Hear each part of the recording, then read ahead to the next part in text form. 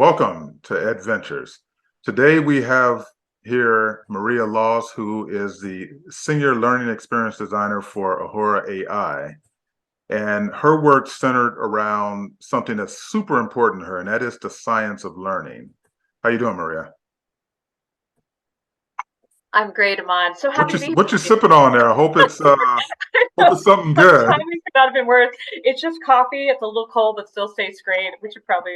My apologies. Timing is totally No, not that right. sounds, but it does sound boring though. I mean, it is Friday, so I know, right? Well, I didn't know what to expect here. I thought we might fight, so I figured I better have all my faculties ready to talk as we argue about the science of learning. I'm kidding, but sure. So I know that just for a moment, tell us a little bit about how you ended up at Ahura AI, because your background and your journey, it fits perfectly with the company, but it's not your typical Silicon Valley story. Can you just tell us a little bit about how you showed up at this company and what you're yeah. bringing to it? Absolutely. So I've been an educator for over 20 years, high school science, and then I was at UC Berkeley teaching in their CalTeach program, which is for STEM majors getting an ed minor for the past 4 years. I also did instructional coaching for educators. I've taught courses at the county level for educators, and I've been on sort of a speaking circuit in terms of facilitating workshops for professional development for teachers for years. So I was perfectly fine and happy there. There was no burnout at all. But then I got to meet one of the founders of this company. And the person just kept asking me a lot of really nerdy questions about teaching that are not things that you would ask anywhere in a social scenario, like super not interesting to talk about how I grade papers or, oh, can I actually see those climate change projects? Like nobody asked me for that. So I thought it was kind of odd. But then, as he started talking more and more about some business ideas he had, I realized, oh, this might be something he wants a little help with. All right, he wants a little advice here and there. And next thing I know, the two of them are asking me to interview and would I consider leaving my job, my profession to do this. And I really do think it was the right time. Pandemic helped a lot of us rethink or reconsider what we're doing with the rest of our time. And also, what does time look like? As much as I love school and my students, I know that I'm going to the restroom at 10:10 every morning. I don't know if that's a healthy psychology space to know Sure. exactly when you're using the restroom every single day for the rest of your life. So the idea of No. working it's really not. So this idea of having some flexibility of time, but even more importantly, that we were talking about not just the connection between me and a group of, you know, 30 students, 150 students, what have you, but that we could have global impact, that there was something about the urgency of where we are, and the disproportionate allocation of resources that has always been a concern. But at some point, you're like, you know what? I'm banging my heads against the wall. I can't fix it at this level. I need a new space. I need a new team to push me to be bigger and better. And I want us to have a bigger impact. And so Great. it's been a whirlwind, but it's been a really good choice. And I'm very happy about it. Great. So how was it? How was it on the last day? Or I know the pandemic played into this, but how was it leaving the kiddies once they found out Yeah. that you were leaving? What was that experience like? Well, so it was rough, and I sort of cheated because I knew I wasn't sure how I was going to do this either. I My students and I do well together. We are a learning team. We do hard work. They feel proud of what they've done, and I'm proud of them too. And I learned too. So when I told them, they were super sad, and there was always a promise that perhaps I might come back, but it really was left kind of open. But I also did set up like two volunteer things. So like this year I am working with Stanford on with their women's leadership innovation lab, doing a project once a month at my school.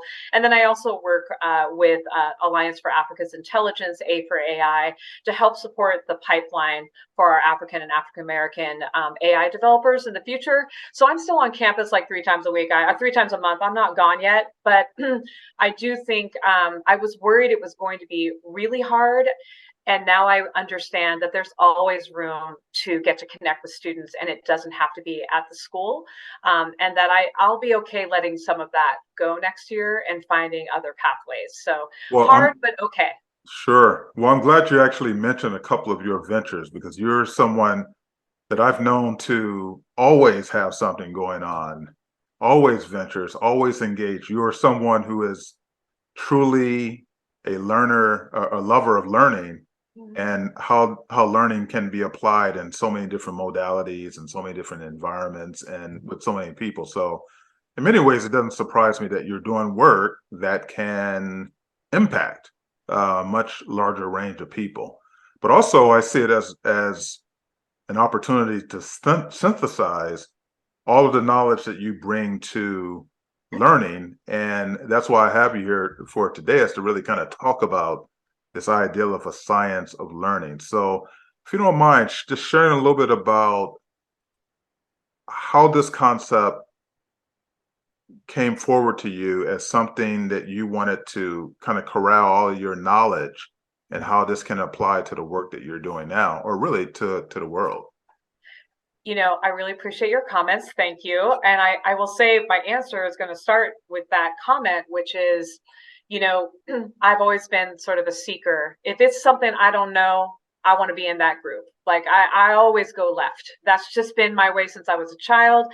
And it's really had some pretty amazing results in my adult life. I took a dance class and then wound up being on a professional team and traveling around to different countries, like in my late 20s. Like that's well beyond the time when you're supposed to be all finding your thing, right? I was a music major for a minute before I was a science major. I also have an art degree. Like, I literally feel like the best science teaching I ever did was when I incorporated everything that I had learned about how to be a better dancer and how to be a good artist. Like, seriously, like things that feel like they're on a binary scale. And yet, Sure. the more I pulled those strategies and approaches in with my chemistry students, that's when suddenly, like, I've got 14-year-olds winning international science fairs. I'm like, wait, what? We just did like a climate change project with tap dance. How did this happen?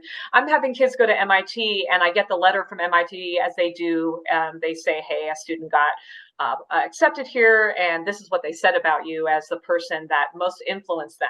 And that student will say, it was when we did that climate change, art thing or whatever else it is. So my point being, I took a lot of that into the conversations with the co-founders. And I think that was the other part of why they brought me in. This idea that if we're talking about learning as a foundation, is that everybody is a different kind of learner. There are still some strategies that help elevate and amplify every person and their skills. And that's what I've been pushing at in my classroom. It hasn't been about science writing or about any particular topic area. It's been about how do we ask questions, how do we generate ideas, and how do we distill down to the biggest learnings. And so that's what we've pulled into our AI. Like, I know that sounds very lofty, but this idea of the science of learning, I was telling you, I created a course about the science of learning for our company. And I guess I thought it was going to be one thing, and then it wasn't. It literally was six like modules, and only one of them was about studying. All The right, others were we're about, going to go into those. We're going to go oh yeah. into each one of those in a moment, but I just wanted to make a comment that it sounds like in many ways you were into STEAM before it became a popular thing, or did you actually create STEAM from STEM? So honestly, I really like that you mentioned that because I love the idea of STEAM, but like with everything, right? Like you try to take a big idea and put it into something small, and then unfortunately, if it gets a little smaller, and Sure, so sure. oftentimes I found for early on in STEAM, people thought that meant you just drew more pictures, but what I'm talking about is more like thinking strategies, like these prompts that ask you to iterate or ask you to look what we call in like art language close looking. So Hmm. science observation, but I like close looking better because observation feels so like, one time is sort of Sure. apart, whereas close looking means each time you're looking a little closer and you find another question, a better question, a bigger question. So for me, I love STEAM, but I feel like what I was trying to do was more of an integrated Yeah, yeah. Yeah. approach, I But guess. well, Oh. you know what that kind of reminds me of is when I first took a drawing class, and the first time that I learned about perspective in drawing, and perspective changed everything for me. Literally, not from a drawer standpoint, but just how I perceive reality. Mm. It was huge. And so what I'm taking from what you're saying is when you talk about the lens, It's just, what does it mean to kind of see it from these different perspectives, and Mhm. what is kind of drawn back from that. And also, I just want to add too, and the reason why I love this is because what I also hear you saying is you're talking about this interdisciplinary, a multidisciplinary, or transdisciplinary, whatever of those terms that you want to use, and how that kind of plays into a much more broader range of development. I had an opportunity to work as a director and interim CEO of a museum that you may know about called Mhm. ZM in San Francisco, which is Yeah. now called the Children's Creativity Museum. And the work that we did there was centered around art, science, and technology. Mhm. And interestingly, one of our goals was to make the technology as unseen as possible, to make it just ubiquitous so that the focus can become on the learning experience of being a creator. And so, so I love what you're talking about in terms of STEAM, STEAM simply just not being about, a binary between bringing a science and art, but that is something that is more um, transdisciplinary. I think it's like what you were saying about the perspective piece. Like to me, when people say STEAM, they mean the output. What are students producing? Yeah, Whereas I'm thinking of it's how am I engaging? And that is literally like for Ahura AI, we're asking ourselves, how can we help people engage in something, two dimensional? How are we taking this 3D human experience, but now it's 2D and learning? Like, how are we helping them engage there? I have one question for you, if I can ask. So, about that perspective example you gave, which is a really good one. I'm glad you shared that. You're talking now and looking back and going, oh, that was a moment. Did you know it was a moment when it was happening? I Like, did did. you did? I did. Actually, when the instructor was started to talk about perspective, it was really difficult for me to fully get it at that time, but it felt like it was something that was opening me up Mhm. a bit more, but I had to kind of go through that rabbit hole to really fully understand it because my brain wasn't fully trained to understand it. My brain was trained a different way, especially with someone who, had an MBA and looked not only at the analytical side but the strategic side. But now I'm beginning to kind of like seeing the different perspectives, and that was key for me because my work is centered around leadership. And one of the things in leadership that we often talk about is how can you hold multiple perspectives so that it's just not, what you bring to it, but to how you see things, but how others are doing it, and how can you collaborate towards the ultimate goal. So that particular course was critical for me because it just opened up that lens and gave me something to not only to articulate, but just really the way I see reality today. Oh wow! If I can share one small thing about that, Sure. again, some nostalgia for my high school students. Yeah. One of the projects that I first did is I found this book called Dear Data, and it was these two like infographic like computer people. One was at Facebook, someone else fancy, and they decided to do this project for a year where every week they would create by hand like an index card of some sort of data visualization about a piece of data in their life, and then mail it to each other. And they did this every week. So one week it might be number of doors I went through, number of times I picked up my phone, or it could be how many times somebody touched me, that kind of thing. And so this book, it was so engaging to see their cards and the legend. And so my students and I decided to recreate that. But because these are whatever they are that aren't millennials, but they don't even know how to like find a stamp or like address an envelope, Right. we decided that would be a hot mess. We just had them all bring them to class, and we also did some art journals around it where they show their data collection, what have you. And we put them up almost like a quilt or a mosaic so we could look at them together. And the kids had to write a lot about the science of like variables and things. They had a lot of science writing to do. But what struck me the most connected to what you're saying about teams and leadership, right? You're trying to bring out everyone's best to share with the group. And what was so interesting is one of the things that I had students do is, we got to look at everyone together, and they could either give a shout out or ask a question of one of the scientists, one of the data Mhm. people. And the way that they were so appreciative of each other and their creativity, because there were some out of the box things happening that were, even if they were like a failed attempt in terms of beauty, you could not keep your eyes off of them. And I Mhm. think Mhm. that was what was so amazing to me about this. Was one of those times where I felt like whatever we were doing had to be great, even if I wasn't sure if it was going to be great, because they were appreciating, identifying, and connecting to the genius across everyone in the room, and it didn't look the same.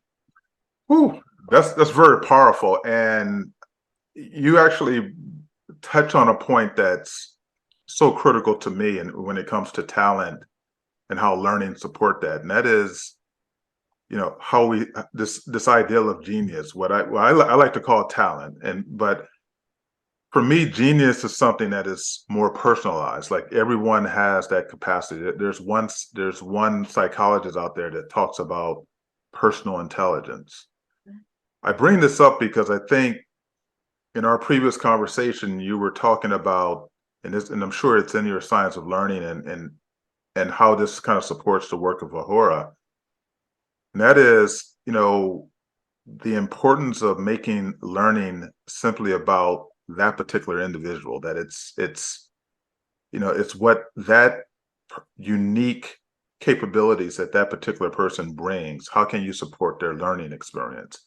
How does that play into this science of learning and the work that you've done thus far? Yeah, we were doing a little talk right before we started today, and I said something to you about, you know, your your experience as a learner is not about content, it's about identity. Like you're learning Ooh, more about who you are, how you respond, and then you're deciding if it's working for you or if it isn't, right? And I feel like we always talk about knowledge being power, and that's nice and all, but I really think about engaging in your identity as a learner is um, is probably one of the most provocative things you can do, because we have so many boxes about what we've decided we're good at, what people have told us yeah. we're good at, what we just sort of at first glance we wouldn't really want to try it, but you really don't know until you just get in there and see a little bit more. Like, what can I do with someone, whether it be a friend, a family member,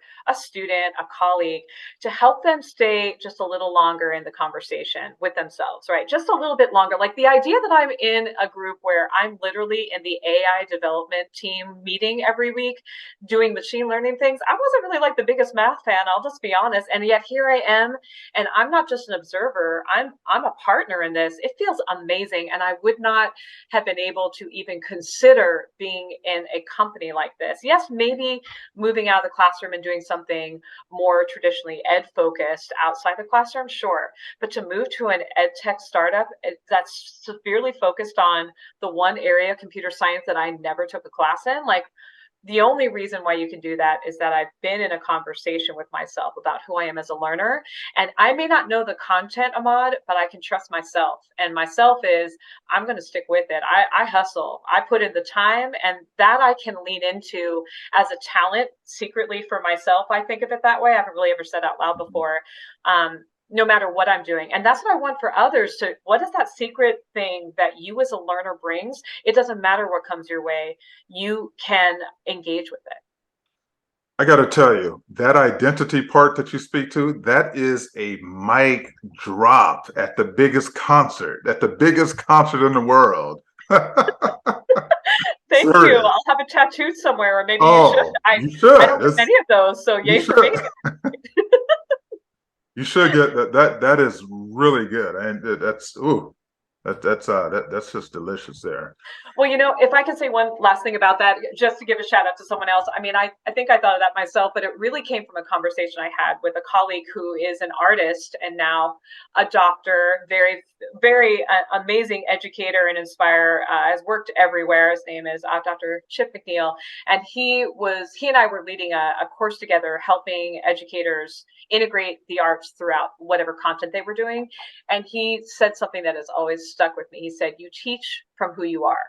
meaning whether you care about art or not, or whether you think art actually relates to math class or whatever, it doesn't matter. Whatever you are focused on, you bring into the room with you. And it is somewhere in how you approach problems, how you talk to people, how you engage. And I think that's what we're trying to think about, like this idea of upskilling. I wish we had a better word for it, but this Sure, idea of sure. doing learning that is not directly related to your job.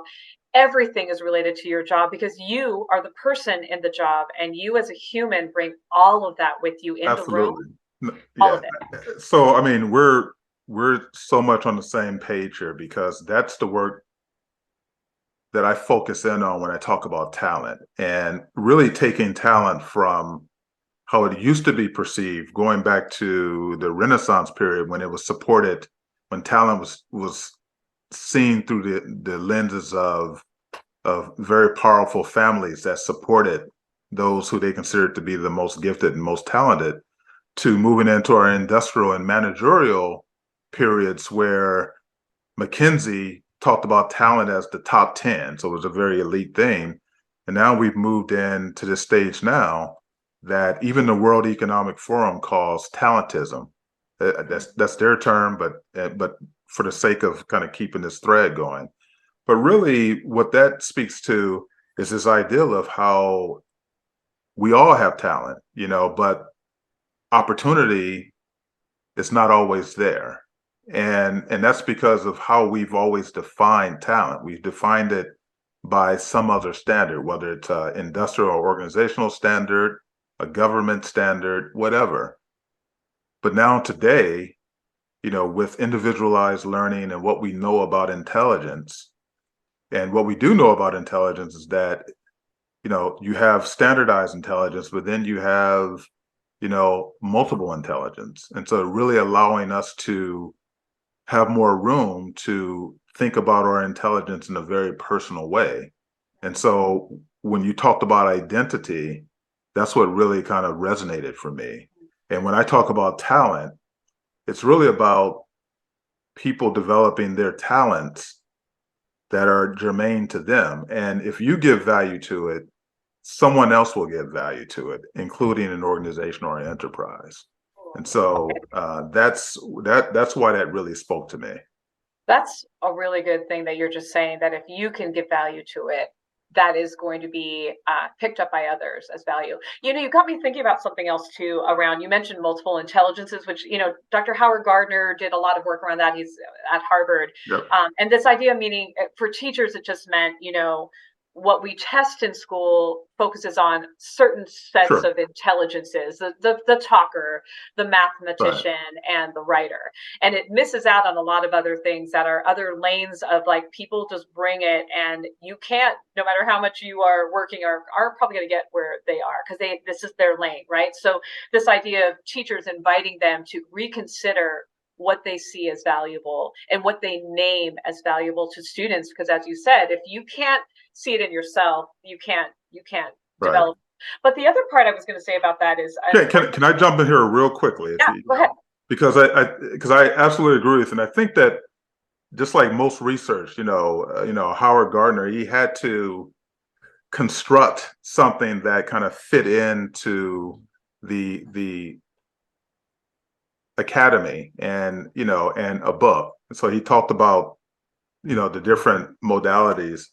But if you really look deeply into his work, he does speak to this uniqueness that really doesn't have to do with any of those things that he mentioned, but has to do with this uniqueness that each individual brings and Yeah. how important it is for us to see that as our own intrinsic value.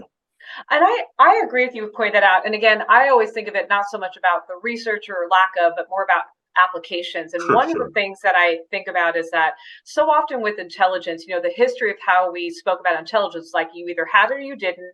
What you got is what you got. That is what it is. And then Dr. Dweck came along with this idea of mindset, and that literally at the biological level, Yep. if you're shifting how you are approaching things, it actually changes your brain structure to actually make you a better Yeah. learner. All these things are great. But thinking about this multiple intelligence thing for me, I think so often the way that I saw this connecting to like talent development is people said, oh, take someone's strongest thing and try to make it better. And what I'm saying, I think from the integrated space is the best parts of my life have been when I've leaned into the things that I feel like are not my quote unquote lane. Absolutely. And Absolutely. that's where things I was like, whoa, was it Yeah. there and I missed it? Or maybe I developed it in a way.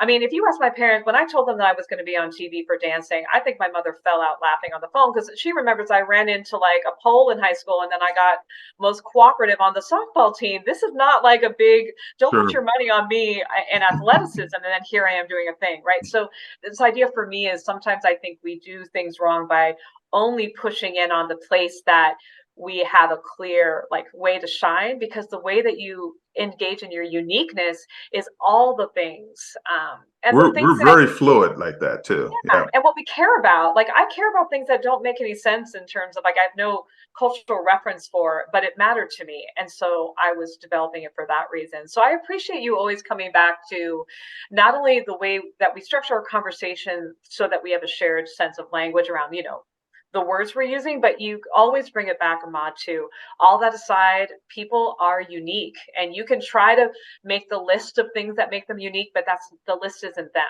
It's the list isn't them. It's really about the path that they're allowing themselves to go down and the experiences that they want to construct in the process, or the experiences that are constructed in the process. But you know, you said something there, and I love this because I also think this speaks to um, metacognitive skills. You know, when you talk about your desire to learn to be something that you never thought about, or learn about something that you never that wasn't on your list, but all of a sudden your curiosity came and you wanted to go down that rabbit hole. You know, really the skill set is centered around these metacognitive skills that I think research is now saying is almost more important than any subject matter. You Right. know, the ability to be adaptive and to be resilient, to stick to something. You know, so you know that curve comes in where we know there's this level of frustration for what we don't know, and most of us will set it to the side because it's painful, feeling Mm-hmm. incompetent. You Mm-hmm. know, but that's actually part of the process. And these Mm-hmm. metacognitive skills become just as important as learning anything. Mm-hmm. Well, you know, that's why I asked you earlier when you had that perspective moment, are you looking back and seeing it, or did you experience it in the moment? And I have to tell you, for me, again, no matter what the activity or what the content, when you ask yourself or whoever you're working with to reflect on their experience, it deepens the meaning. Even if they didn't, it either deepens the meaning that was there and now they're like, oh, wow, or it forces them to look, you know, glass half full for the best thing they could possibly get out of it. And either way, naming it is an incredibly Mhm. powerful thing that Absolutely. sticks with you. As you said, you've been talking, I mean, this was from high school, college, like, I mean, not forever ago or anything, but you know, it's been a little bit of time. Like it sticks with you. And I think for myself, whether I'm thinking of myself in school or as an adult, I have these memories burned in my brain, and they're memories of emotion and experience. And by that I mean the accomplishment, whether it be that I did something that I got an award for, or the accomplishment of knowing that I did something that I had no reason to expect to go well or to feel great. You can always find something to take with you to the next. And I think that that's what I want for people instead of doing what we often do, which is avoid the thing that didn't go so well that first time and not acknowledging that you're different now. Like me taking some of that computer science stuff that I avoided, now I think I'd be on fire because Yeah. I have additional processing ability to go, I can stick with this. I have people that can help me. I've got resources and I have other capabilities I wasn't aware of. So I think you're Absolutely. right. It's important. So real quickly, and once again, thank you for your time. But I want to also honor your time because I know that you're busy. But let's talk a little bit about the science of learning work that you've done here. And I know there's a couple of points that chapters, points, whatever way that you've set it up. Let's, if we can go through a couple of those and just tell us a little bit about, how Sure. this, yeah. Okay, so just context, I'm a reader. Like I read fast. I've been this way since I was a child. So when I got, and I'm a teacher, so God knows I love homework. So when my CEO and COO said, we want you to develop this course, I was like, Hermione Granger and Harry Potter, give me the books. Where are the books? I'm ready. All the things. So when I say that I read at least 300 books or articles, I'm not exaggerating, and loved every minute of it, and podcasts, videos, all the things. And I'm embarrassed to tell you, all these years of teaching, multiple degrees, lots of experiences, great colleagues and mentors. And I don't think I had ever sat down and really named out like all these tips and tricks that we try to sprinkle in our classes when kids aren't doing well on tests. I'm like, dang, I should have probably taken a class on this. Is there a class on this? Or I should have written this stuff down. So this course, I was still teaching at the time. I was working part-time at Ahura, and I actually immediately moved it into my classroom. And then we wound up doing it for all the freshmen, the ninth graders, who tend to be the ones that don't perform as well because they're adjusting to high school. And then there was also the pandemic, right? We did 2 of the units with them as well. And the impact was immediate. And students actually talked about it as well. It wasn't just in their test scores. And what I found when I made this course, which was very interesting to me to be able to name it, is when I took all the research and my experiences, I broke it down into 6 sort of like segments or modules. And only one of them was about study skills, like how to study for a test or how to review. The other ones were setting up your physical space, like, having an agenda, knowing what your goals are for that session before you sit down. They were about mindset, growth versus fixed. They were about planning, like strategy focus, and then metacognition and reflection. So, meaning both metacognition, process, and reflection, the content. Mhm, And I mhm. was really struck by this idea that I find working in AI and talking to clients and stuff is they focus so often on what's happening with the learner in real time, which is important. But you and I know that the learning starts well before you start reading your first word of that new subject or watching Mhm. that video.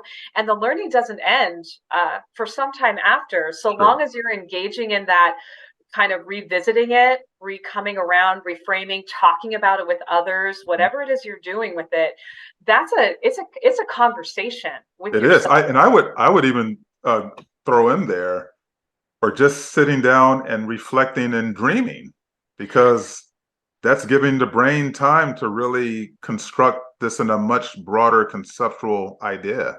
Okay, I actually included that in part of my course around Really? daydreaming, and I didn't know how that, like my team is very supportive, but these are also, I wasn't sure if that had gone too far. But I have to say, a lot of it is like a lot of biology things around how much of our learning is actually embodied. We don't Absolutely. just sit and listen, that you Yep. engage all of your senses, all of yourself. And the more that you actually take a thought and move it into something physical, Yep.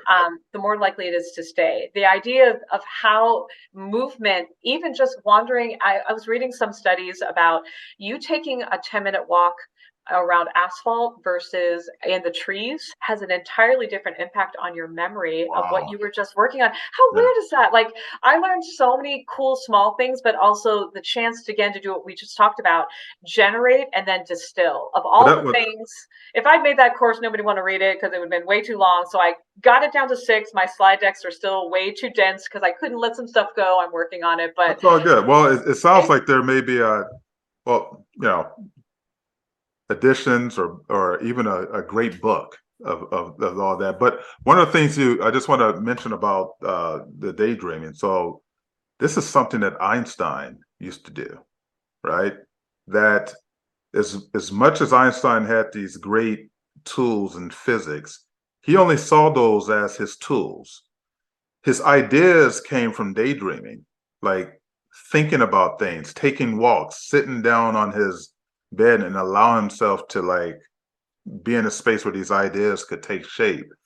And also, I think even when it comes to brainstorming, and this is so important for organizations to know and understand. As much as we talk about collaboration and the value of that. And often when we talk about collaboration, we talk about the importance of brainstorming together, co-creating together.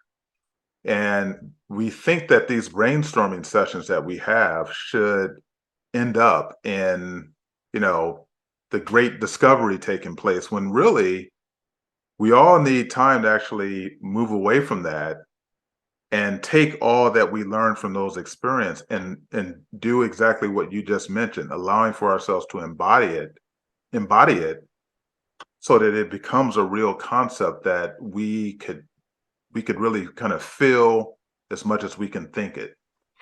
I love the way you're talking about that, because I have two kind of things that come to mind. One is I found it so interesting that the more I leaned into like art expressions in my science classroom, the better the science writing got. People would read and think they were my college freshmen, not my high school freshmen. I'm not exaggerating. This Yeah. happened a number of times.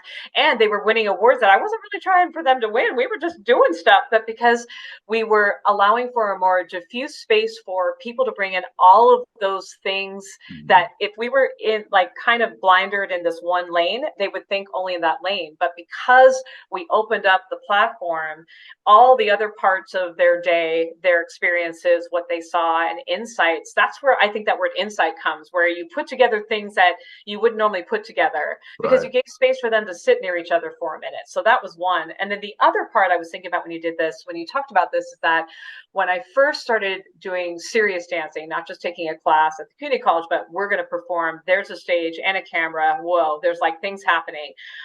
You be in practice and you could, I'm sure you might have had this happen in other places too, where you can try to drill something over and over again and you can get frustrated because it won't happen. Mhm. But then you can take a day or two away, come back, and then suddenly it's happening and it stays that way, and it's like, wait, what did I do Yeah. between then and now that made this, now it's a permanent part of my capabilities, Mhm.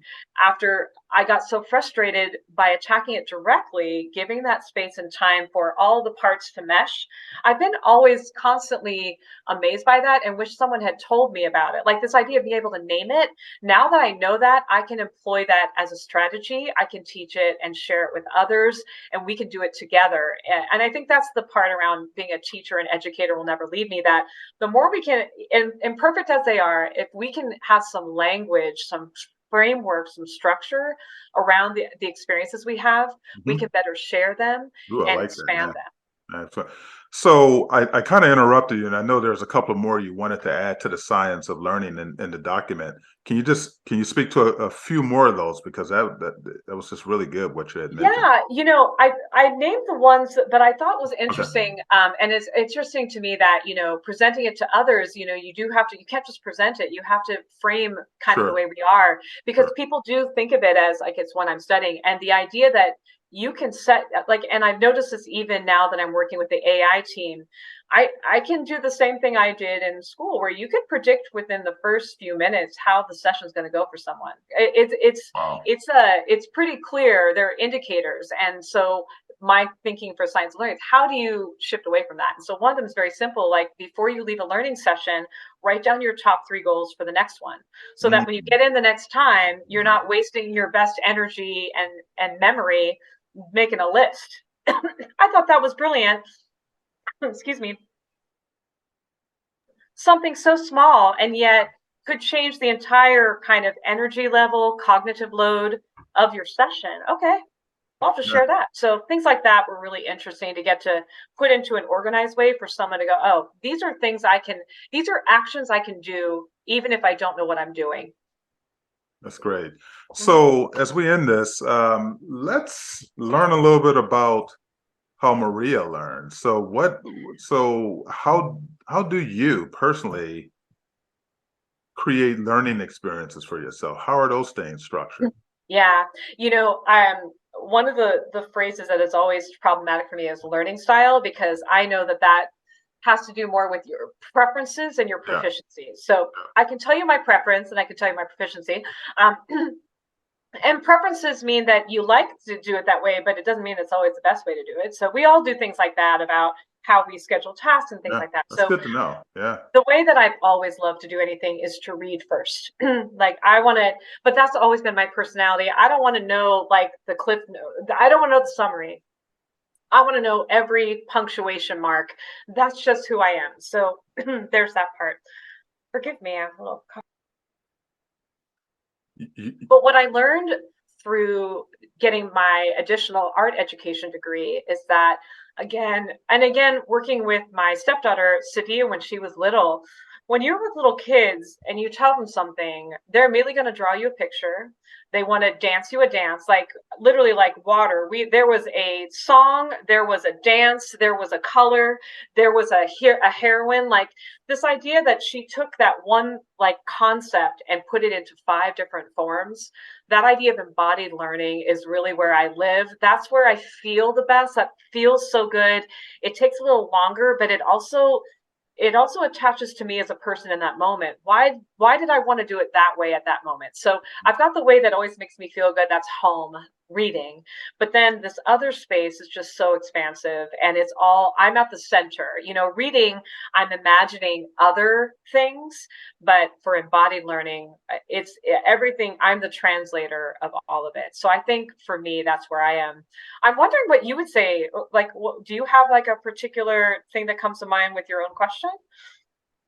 Well, going back to our what we talked about earlier about how we all have our different, we have our own personal intelligence and experiences, and one of the things I like to emphasize is that whatever you design as a learning experience for yourself, and if it's working, then it's you. That is great.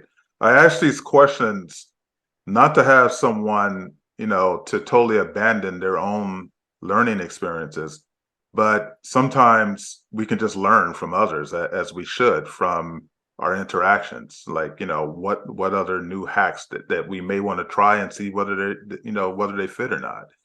Yeah. And so for me, the reason why I asked that question is because I do have my own, and it may be too complicated for me to articulate in this particular podcast here, but Interpretive dance it for us. I don't but know. there's a lot. I mean, and I'll share a little bit about you, like just like you, and I think this is where our connection is that I love learning, but learning is both a formal and informal and an experience. Hmm. Um, just like when I went back and got my second graduate degree, I got it in adult learning, Hmm. and learning experiences. And the beautiful thing about adult learning is that it's less rigid than some of the training that goes into like early childhood pedagogy, because it's centered around the experiences of the adult, of the learner, being part of the feedback loop of how knowledge is constructed. And so there's really no true way that reflects, what is right, what is incorrect, what's up, what's down. And so for me, that has been something that has given me a license to know that all the weird things that I do are part of a way that really supports knowledge construction for me. And so a couple of things, I Maria, you wouldn't believe how often people want to know about what are my learning strategies. It's I'm like, consider it I consider it not to be that interesting, but here you go. So one of the things I try to do is once a quarter, I pick up I choose a book that is big and complicated reading, something that I can take my time in reading. So I give myself 3 months to read one big, complicated book, something that I would probably have to read one page more than one time. Hmm. And I do that because it allows for me to really play around with complexity.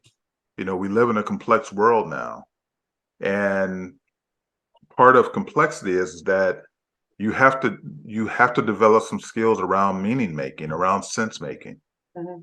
And so reading a big book allows for me to kind of go up on the balcony, to like get up at that 30,000 square foot level, so that it gives me a sense of comfort when I'm on the ground learning about things, that all of these other things that are taking place plays into a larger picture. And so that's one aspect that I do. And then professionally, I try to read things, um, papers. I read white papers, and I probably put down a book a week just on white papers and books, just because I can get through them. I don't have to adhere to any type of discipline with those. I can just kind of scoot through them just like that. And so those are kind of the two areas that are more in the kind of in the bookish area. And then the other aspect of it is that I'm constantly giving myself an inquiry, a question that I'm trying to answer. And so what that does, that it gives me the freedom to get answers to that any way I need to, whether that is picking up a book, calling someone for an interview, going to an event, to having some type of experience. So one good example of that was when I've been out of the country for 5 months. I just didn't want to be out of the country, even though I was doing business work. But what came to me was, how are people cultivating their talents? What are some of the experiences that they're having? So I actually constructed a question for myself. So every country I went to, I did something very nerdy. I literally started interviewing people. And so I have those interviews with me, and it's informed some of my learning around talent. So I'll stop there. But I Well, just wanted to if I share a can, couple of those with you. yeah, I'm really happy you shared that. It's interesting because one of the first things that our company did as sort of a campaign was How I Learned campaign, where we started interviewing folks. Because I think that's, I like what you said. Whatever's working for you is you, and then for me on the other side, as like a teacher, I'm always thinking to myself, yes, and what else is you? Because I'm thinking you're all the things, and then you can pick whichever one you want to be on that time. But I think the biggest thing that I've noticed working with learners, whether they be adult to young folks, we put a lot more limits on our pathway. Like we think we found ourselves and this is who we are, but you're that and you're this and you're this. And I just want to I want to push it way out. Like I want there to be no ceiling to it. And I just think for me, one of the ways that I do that is, and it isn't like easy for me. So although I have this art education second master's, and I took all these kinds of courses in different kinds of art. I would not label myself an artist, right? You're not going to see me in a gallery anytime soon. So, however, I've made things that are really interesting, because the idea of moving away from words, which I love and can live in all day, right, and taking out blank paper and a bunch of things I don't know how to use. I don't know, gouache and watercolor and collagey things. Like I've got a whole like closet over there trying print screening. Like I'm telling you, it's been really interesting. And in fact, I've moved it into a practice that I share with both students and adults, called the accordion book practice. Mm. Yeah, Julie Julia Marshall at UCS, or at San Francisco State, was a big proponent about how to use these sort of like very easily constructed art research journals, where Mhm. you can, it's kind of like a journal, like reflection thing, but also with pictures and diagrams and anything you want. It's very, not very sciencey, like in terms of like structure, like Mhm. anti-structure. And I did a lot of this work with Karen Andrews, another art educator here in the Oakland area. And what I love about them is that they're not a finished product. They're not supposed to be. They're like you just doing a thing. I think Frida Kahlo has a really interesting journal she's made, where Mhm. she wrote things about her and Diego and all that, but then she watercolored pictures all over Yeah, it. yeah, yeah. Same kind of Well, thing. Yeah. And so like students, learners of all ages will pull it to see, because it's like they're seeing like the progression or the yep. evolution of a thought. And that's what's interesting to me. Well, I love that. Well, first, I just wanted to say that when you said both and, That's exactly what I'm referring to. So when I talk about learning whatever way you need, it's really about this idea that we're in a world where we have access. We can pull anything to us. And I think Ahura AI is that's part of what you're saying too, is it's, what can you pull towards you that can be part of your learning experience for your particular path that you want to take. Absolutely agree with you. There are many aspects of us that is just not one path. Unfortunately, we've lived in a world where there's been this taxonomy set up around, what path you should get into, and these paths are started in elementary and high school, and that's why even as someone who was director of career pathways and a dean of workforce and career education, one of the things that I used to submit and really design our programs around is this idea that you're just not about one path, that these taxonomies that we've set up are artificial. In many ways, how can you kind of imagine what you want to do and what you want to bring to the world? And how can you get access to those things? And so there's even been a great book written. I think it's on DIY learning, and I can't remember the person's name, which I'm going to get you the name of it. Um, I'll read it, right? yeah, I know you will, and you will love it because it's really about the revolution of learning over the last like 10-15 years. She wrote it about 8 years ago. I just can't remember her name. But this whole idea now is that, and I'm writing a book on this, as you know, about our path, and really how we get to move down that path truly with our own sense of agency. And a lot of that is centered around how you can use learning as a way of designing your life and your world and your capabilities and your capacities and what you want. But the first thing you have to do, though, is that you have to kind of break away from some of these assumptions that we have around what's been constructed for us based on our culture, our religion, our heredity, like all these things that tells us what we should be, our educational system, really our educational system. We're in a world now where we don't have to be any of these things other than what we want to bring to the world. And so this idea of being able to use the tools out there that are available, it's an unbelievable time in humanity to exercise that. And so that's really what I mean when I talk about cultivating your talents and personal intelligence. Like, this is our time as humans. Wow. I don't think there's much to say to follow up from that brilliant statement, except to say I agree with you that language can be illuminating, but it also can be very limiting because our human experience is well beyond words. And so constantly checking the words you say to yourself, putting aside words that don't serve you or don't seem to be aligning with where you are. I think that's been part of um, my identity work, moving from I had not realized how much I had identified with my title, Yeah, um, yes, yes, my yes. role, and now I'm this other thing. But what is it exactly? And does that matter that there's a name for it? And it's not really an it. I'm a it's been this year has been. I don't think I have the words to write a book about it, but if I did, I I think it would resonate with folks. This idea of learning really is the place where we explore ourselves more than anything else, and it's very exciting to think that the thought I had as a child that you got a job and then you kind of just did that.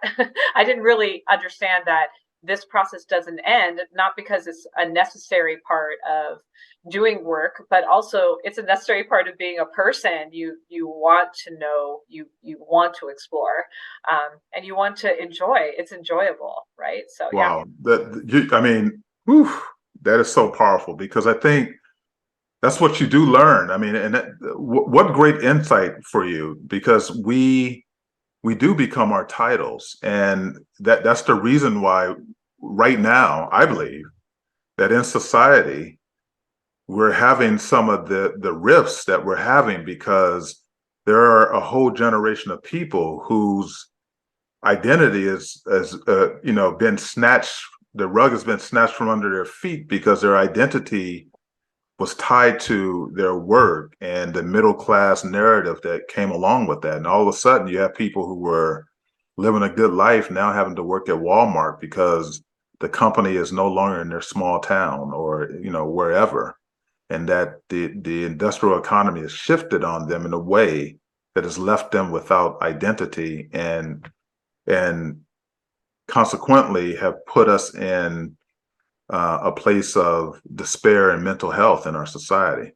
And so it's so important, that we began to look at understanding that we have our talents and that we have our path that we can take, and that the learning experiences that we cultivate, that we utilize, will allow us to be exactly who we want to be. That it's not about these titles.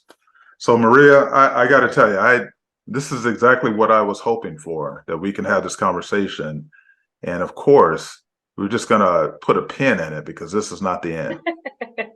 It's never done, right? Yeah, It's like learning. No, I really appreciate it. And I think that's why I feel like whatever kind of work I'm going to be doing, connecting this to what it means to be a learner is going to be central to my success and happiness. And I think that's true for all of us for sure. So awesome. thanks for making me think a little deeper, and also for a couple book recommendations that I've tried to scribble down on my pad next to me, but I know you'll follow up, including your Absolutely. own. So and thank you again for framing this as about a talent, a human conversation rather than a skills or a tools alone kind of Yep, conversation. absolutely. Thank you.